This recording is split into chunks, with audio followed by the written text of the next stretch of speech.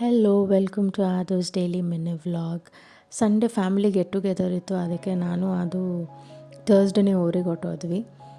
Family ಜೊತೆ time spend ಮಾಡ್ತಿದ್ವಿ, ಅದಕ್ಕೆ ವ್ಲಾಗ್ಸ್ ಎಲ್ಲ ಮಾಡೋಕ್ಕಾಗಿಲ್ಲ. ಮಂಡೇನೂ ಹಾಗೋ ಹಿಂಗೋ ಮ್ಯಾನೇಜ್ ಮಾಡಿಕೊಂಡು ಈ ವಿಡಿಯೋಸ್ ಎಲ್ಲ ಕ್ಯಾಪ್ಚರ್ ಮಾಡಿದ್ದೀನಿ. ಊರಲ್ಲೇ ಇದ್ವಿ ಅಂದ್ಬಿಟ್ಟು ಯಡಿಯೂರಿಗೆ ಹೋಗಿ ಅದಕ್ಕೆ ಬೋಡಿ ಮಾಡಿಸೋದಿತ್ತು. ತುಂಬ ಸಖತ್ ಬೇಜಾರಾಯಿತು, but we had no ways, ಮಾಡಿಸಲೇಬೇಕಾಗಿತ್ತು. ದರ್ಶನ ಎಲ್ಲ ಚೆನ್ನಾಗಾಯಿತು.